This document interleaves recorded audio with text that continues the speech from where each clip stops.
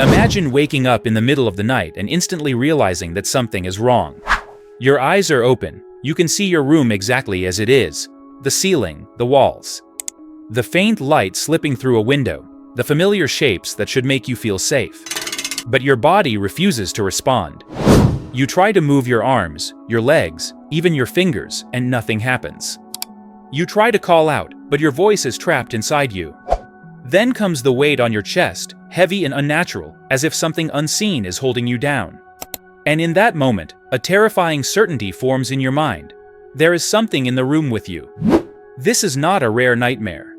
It is an experience shared by millions of people across the world, across history, across cultures that never communicated with each other. And what makes it truly unsettling is that so many of them describe almost the same thing: a dark presence, a shadowy figure. Something watching silently from the corner of the room or standing beside the bed. Different people, different lives, but the same fear and the same figure. Long before modern science tried to explain it, people gave this experience supernatural meanings. In medieval Europe, it was known as the night head, believed to be a dark creature that sat on the chest of sleeping victims and stole their breath. In Japan, it was called kanashibari, an invisible force that binds the body. In parts of Africa and the Middle East, people spoke of spirits or jinn visiting at night. Even today, many people describe demons, shadow figures, or faceless beings with glowing eyes. These stories emerged independently, separated by time and geography, yet they describe nearly identical experiences. What makes this phenomenon so disturbing is that it feels completely real. This is not like a normal dream that fades when you wake up. During this experience, the mind is awake. The room is real, the fear is intense, and the memory stays sharp long after it ends. People often remember the exact position they were lying in, the exact place where the figure stood, and the overwhelming sense of dread that filled the room. To understand why this happens, we have to look at how sleep works. When you fall asleep, your brain cycles through different stages. One of these stages is REM sleep, where dreams become vivid and emotional. During REM sleep, the brain temporarily shuts down the body's ability to move. This paralysis is a safety feature. It prevents you from physically acting out your dreams and hurting yourself. Normally, this paralysis turns off before you wake up. Sleep paralysis happens when that process goes wrong. Your mind wakes up, but your body remains locked in place. In that moment, you are trapped between sleep and wakefulness. Your brain is partly conscious and partly still dreaming. You are aware of your surroundings, but your body is frozen. Breathing may feel shallow or difficult.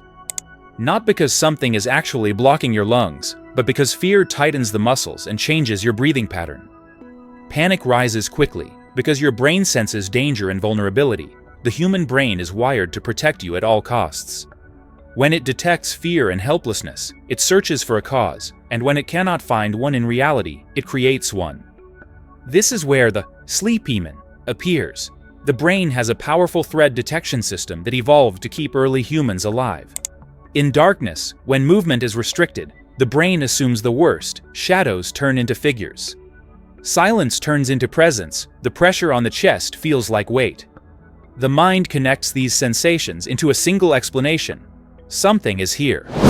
What is especially chilling is how consistent these hallucinations are. Many people report a human-like shape rather than something abstract. Often it is tall, often it is dark, often it watches without speaking. Sometimes it sits on the chest, sometimes it stands just out of reach. This happens because the brain's intruder detection system activates during extreme fear. It assumes there is a predator nearby, because throughout human history, being unable to move at night often meant death. Culture then adds details to the experience. Someone raised with religious beliefs may interpret the presence as a demon or spirit. Someone familiar with horror imagery may see a shadow figure. Someone without a clear framework may simply feel an overwhelming sense of evil or danger.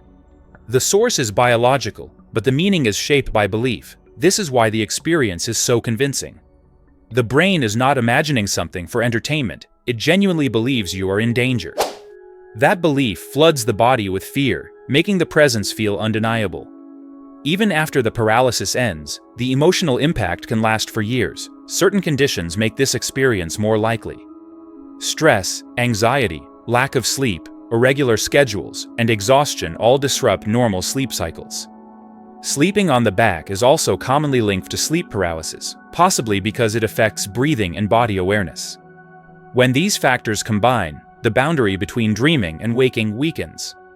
When that boundary breaks, the same experience repeats itself, again and again, across different people. This is why millions of people see the same sleep demon. Not because a single entity visits them all, but because the human brain responds the same way under the same conditions. When consciousness wakes up inside a paralyzed body, fear fills the gap, and fear creates a presence.